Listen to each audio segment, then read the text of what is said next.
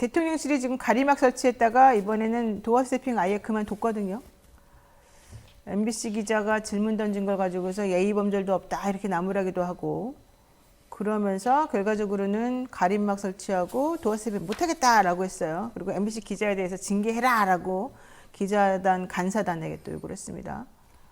자, 이러한 대통령실의 조치 어떻게 보시나요? 상상도 못했던 조치인 거고요. 네. 솔직히 이런 일이 어떻게 일어날 수가 있는가라는 생각이 듭니다. 네. 우선은 가림막이 아니고 벽을 설치하는 거예요. 아예 벽을. 아예 네. 벽을. 나름 가벽이라고 하는데요. 뭐 우리가 일상생활에 뭐 집 안에 있는 중간 정도 벽이 다 가벽이거든요. 솔직히 콘크리트 벽이 아니기 때문에. 그래서 그렇게 완전히 4m의 벽을 설치하겠다, 가벽을 설치하겠다라고 얘기를 하는 것입니다. 저는 그것이 가림벽, 무엇을 숨기고 싶은 가림벽이냐, 아니면 또 소위 또 차단벽, 그럼 소통한다고 가신 분이 왜 차단을 하는 것이냐. 그러니까 그 자체부터 민심을 전혀 헤아리지 못한 대통령이다라는 부분입니다. 이것은 정말 이것은 지금 지지율이 29% 나오지 않았습니까? 근데 그나마 29% 지지하시는 분들조차도 차단벽이 생기는 건 아닌가라는 생각을 아마 분명히 가지실 것 같다라는 거. 그리고 예의범절이라는 얘기가 나왔는데요. 대통령, 우리 지금 윤석열 대통령이 특히나 반말을 잘하시고, 그리고 우리 윤석열차라고 하는 그런 거 연상이 됐었던 네, 것에 구두발, 앞에 구두발을 그죠. 올려놓았던 부분이 있지 않습니까? 네. 그럼 슬리퍼 얘기가 또 나왔어. 예의범절에 왜 슬리퍼를 신고 나오냐? 근데 그 슬리퍼 해당 기자만 신었을까요? 아닐 겁니다. 출입처 기자분들한테 많이 물어봤는데 거긴 출입처하고 대통령과 더어 스태프 하는 데가 너무 가깝기 때문에 그렇죠. 슬리퍼를 신고 나오는 사람들도 되게 많았다. 기자도 많았다라는 거. 그러니까 오히려 대통령이 예의범절 없는 것을 스스로 이번 사건으로 인해서 우리가 다시 한번 생각을 하게 됐다라는 점입니다. 대통령이 이렇게 해서는 안 됩니다. 국익 해쳤다라는 기준. 도대체 그럼 국익은 도대체 누가 어떤 기준을 해쳤느냐라는 네. 것입니다. 이런 부분의 질문은 국민의힘 내부에서도 지금 나온 것 같습니다. 네, 어떻게 보십니까, 김용태 최고위원? 저는 뭐 개인적으로 대통령실의 이러한 조치에 대해서 반대하는 입장이고 또 지난 미국에서 유엔 총회에서 대통령께서 하셨던 말씀에 대해서 국민들께 입장을 표명해야 된다고 꾸준히 말씀을 드렸고 네. 또 MBC의 전용기 탑승 배제 관련 조치도 부적절했다고 여러 차례 이제 언론에서 제 생각을 드렸는데 네. 어찌 됐든 지금 대통령실에서 이러한 조치 가림막을 설치하고 어떤 조치들을 내렸잖아요. 그렇다면 대통령실에서는 칼을 뽑은 거라고 보여지고요. 그렇죠. 물론 대통령께서 그렇게 하시겠다는데 저는 대통령 어쨌든 칼을 뽑았으니까요. MBC와의 각을 세워서 칼을 뽑았으면 이제 결과를 도출해 내야겠죠. 그래서 저는 전략적으로 그런 조치가 옳다고 생각하지 않지만 어쨌든 대통령께서 하시겠다고 하는데 법적으로 문제될 건 없는 거지 않습니까? 그러면 아, 그래요? 그러니까 옳지는 않다고 생각하지만 대통령이 예. 한다 그러니까 그냥 지켜보겠다 이런 취지예요? 제가 그러면 어떻게 하겠습니까? 대통령께서 하시겠다는데 제가 여당이고 여당이면 당연히 대통령에게 그러니까 옳지 않다고 저희는 여러 차례 말씀을 드렸지만 대통령께서 내린 결정에 있어서는 저희는 해야죠. 아이고, 진짜 이 안타까운 표현을 내가 여러분들도 느끼실지 모르겠는데 너무 안타까워요, 목소리 들어보니까. 자, 그런데 대통령실에서 이렇게 행동하는 것이 우리는 옳다고 솔직히 안 보는 분들이 많은데 대통령실은 그럼에도 불구하고 강행을 했어요. 대통령이 화가 많이 난 것 같이 좀 보입니다. 그렇다면 대통령실이 하는 행동 하나하나는 어쨌든 본인도 화를 조금 누그러뜨리고 이 상황을 타개하는 쪽으로 가야 되는 게 맞을 것 같아요. 그러나 오히려 윤 대통령의 지지율은 계속해서 하락세로 돌아서고요. 순방을 해도 오히려 더 떨어지고요. 그로 인해서 더 큰 문제가 항상 발생을 하고요. 부정평가가 계속 상승하고 있는 상황이란 말이죠. 자, 이건 이제 앞으로 어떻게 흐름이 이어지게 될지 이경 대변인이 어떻게 보십니까? 이런 시기로라고 하면은 네. 돌파구가 없죠. 돌파구가 그러니까 없다. 대통령이 지지율 상승에 대한 돌파구가 없다는 것입니다. 지금 대통령이 떨어질 때까지 지지율이 완전히 떨어졌어요. 최소한 지지하셨던 분들이 40% 중반은 있지 않습니까? 근데 네. 그것도 완전히 잃었다라는 거. 그러니까 정말로 나는 무조건 보지도 않아. 윤석열 대통령을 뽑을 거야라고 했던 분들조차도 일부는 돌아서고 있는 건데 네. 근데 이거는요. 대통령밖에 올릴 수가 없습니다. 그런데 지금 현재 돌아가는 국면 전화를 보면 사정훈련이다. 야당 대표를 그리고 또 민주당 자체를 악의적으로 이것을 대상화한다고 해서 지지율이 상승하는 것은요. 어느 정도 그래도 지지율이 약간 경쟁 구도에 있을 때는 그것을 효과가 일부는 볼 수 있겠으나 지금은 그렇지 않다라는 것입니다. 네. 그런데 수사가 이렇게 되면 될수록 오히려 검찰이 왜 이렇게 하지? 이제는 법원마저도 이렇게 우리나라가 이렇게 이 정도로 썩었나라는 그런 민심의 흐름이 지금 오히려 만들 수 있도록 대통령이 지금 하고 있다라는 것입니다. 그리고 많은 분들이 궁금해하는 것이 네. 국익이다, 좋다. 그럼 MBC 보도가 가짜 뉴스다. 그럼 여기서 세 가지 질문을 할 수가 있을 것 같아요. 많은 질문이 있겠지만 좀 많은 그 중에서도 좀 추려서 우선 첫 번째. 가짜 뉴스? 그럼 150개 언론사에서 한 것은 가짜 뉴스 아니었는가? 모두 다 따라했다는 것이냐? 두 번째, 전문가도 분석 못하는 것을 MBC가 가짜 뉴스를 했다. 그럼 전문가도 분석 못하는 것을 대통령실은 어떻게 이게 가짜 뉴스인 걸 알았느냐? 그럼 마지막으로는 정말 좀 타당한 건데, 그럼 전문가가 말하는 가짜 뉴스라는 게 무엇이냐? 그러니까 제가 왜 이 세 가지를 말씀드렸냐면 아주 기본적인 궁금증이거든요. 그럼 대통령실이나 대통령께서 도어 스태핑 할 때 이런 기본적인 궁금증에 대해서 해명을 한 다음에 다음 단계로 넘어가서 주장을 해야 되는데 해명도 않고 무조건 주장만 하니까 그 주장에 힘이 없고 신뢰성을 완전히 잃은 것이다. 그러면 대통령이 나머지가 진짜 진실도 얘기하지 않겠습니까? 네. 그러면 진짜 진실마저도 신뢰성을 잃기 때문에 이런 식으로 간다면 지지율 상승은 어렵다라고 생각이 됩니다. 네, 김영태 의원님, 뭐 대통령이 하시겠다는데 제가 어쩌겠어요. 이렇게 그게 말씀하셨습니다만. 대통령제의 근본이잖아요. 국민들께서 대통령에 대해서 임기 5년을 헌법상 임기 5년 정당성 있고 정통성 있는 임기를 부여했기 때문에 대통령께서 저희는 계속 조언을 드리지만 네. 최종적으로 대통령이 결정한 거에 있어서는 저희가 뭐 지지하고 해야 되겠죠. 그래요. 자, 국민의힘당 지지도가 그럼에도 불구하고 전주 대비 2.3%포인트 내린 33.8%, 민주당은 1.3%포인트 오른 48.1%로 나타났습니다. 지금 화면에 보시는 것처럼 저 빨간색과 파란색이 보이는데요. 저 정도라고 하면은 지금 한 15%포인트 정도 지금 차이가 나고요. 민주당 거의 50% 정도 육박하는 지지도를 보이고 있어요. 물론 뭐 민주당이 답답하다라고 하는 분들도 계시겠지만 저 정도면 사실 상당히 편차가 큰 건데 서로 간의 차이가 큰 건데 이렇게 본다면 대통령 지지율도 30% 안팎이고 지지도도 썩 당의 지지도도 별로 좋지 않기 때문에 지금까지 6개월 동안 해왔던 대통령과 당의 정책이랄까 전략이랄까 이런 거 좀 안 맞는 거 아니냐 이렇게 생각해 볼 수 있지 않습니까? 지금 정당 지지율도 그렇고 참 네. 뭐랄까요? 뭐 이걸 어떻게 반등해야 되지? 반대 모멘텀이 당내에서 있냐? 네. 많은 우려가 있죠. 곧 총선이고 총선을 앞두고 수도권에서 저희가 윤석열 정부가 내세우는 국정 과제를 계속해서 이어나가기 위해서는 네. 국회 과반의 의석을 차지하는 것이 여당으로서 굉장히 중요하고 네. 지금 이런 상황에서 총선을 치렀을 때 과연 그것이 되겠느냐라고 물어봤을 때 여당의 많은 의원분들이나 많은 핵심 관계자들이 굉장히 불리한 상황임을 직시하고 있거든요.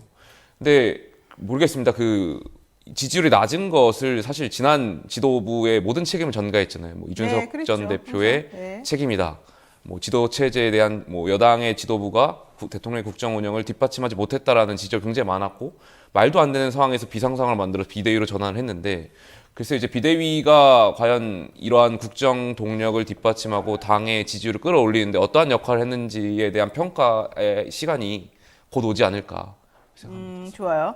곧 올 것 같다. 자, 요거 하나 여쭙겠습니다. 어저께 좀 시끌시끌했습니다. 대통령실에서 MBC 기자단 내보내야 된다. 특히 그 이기주 기자는 못 들어오게 해라 이러면서 대통령실 출입하는 기자 간사단들에게 이제 니네가 한번 징계 결정해봐라 이러면서 가이드라인도 줬는데 결국 기자단에서는 우리는 판단할 수 없다 이랬어요.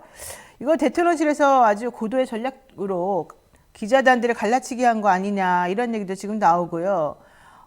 MBC를 내보내려고 지금 작업하고 있다. 이렇게 좀 보이는 부분도 있거든요. 근데 오히려 그게 좋지 않을 것 같은데 어쨌든 어떻게 보십니까? 고도의 전략적 뭐 갈라치기냐 이게 그런 거 아니에요?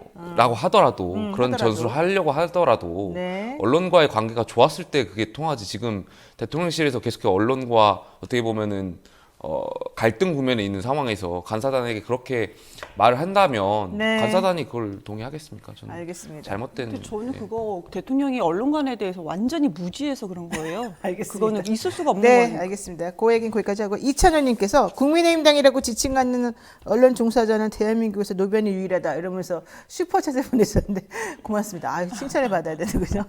자, 이번에 이제 중요한 문제라서 제가 잠깐 이경 대변인님한테 일부러 딴 얘기를 했는데요. 이 두 번째 이슈 한번 보겠습니다. 지금요 단독으로 나온 기사 중에 하나가 뭐냐면요. 봄꽃파 첫눈파 뭐 이런 게 있어요. 이게 무슨 얘기냐면 이재명 퇴진. 그래서 이낙연계가 뉴욕을 갔다는 거예요. 이낙연 전 대표를 이제 모시고 와서 이재명 대표가 지금 보여주고 있는 이 민주당 사법 리스크 관련해서 좀 탈출하고 싶다는 시도를 한다. 이런 취지이기도 하거든요. 이게 이제 이번에 정진상 실장 구속된 거, 물론 적부심 어제 신청을 다시 했습니다만 그거와 관련이 있는 것 같습니다. 현재 지금 어떻게 하려고 그러는 거죠? 민주당에서는? 지금 정진상 실장이 들어간 것은 결과적으로 이재명 대표의 사망 선고다. 뭐 이렇게 지금 보는 겁니까? 정진석 실장 그쪽의 주장인데요. 뭐 우리 변호사님 이제 질문이시니까 그렇게 네. 질문을 주신 건데 전혀 왜 사망 선고냐 전혀 관계가 없다라는 겁니다. 그리고 지금 사망 선고는 보면은 표현입니다. 네, 표현. 맞아요. 네. 그러니까 근데 우선은 왜 그분이란 노출을 많이 얘기하잖아요. 근데 그 언론에서 봤을 때 그분이 마치 이재명인 것처럼 얘기를 했었는데 실제로 정영학에 대해서 그것을 우리가 노출록을 입수해서 보니까 전혀 아니라는 거예요. 우선은 첫 번째 그분은 아예 존재하지 않는다. 그러니까 녹취록에 나오지도 않는다라는 거. 네.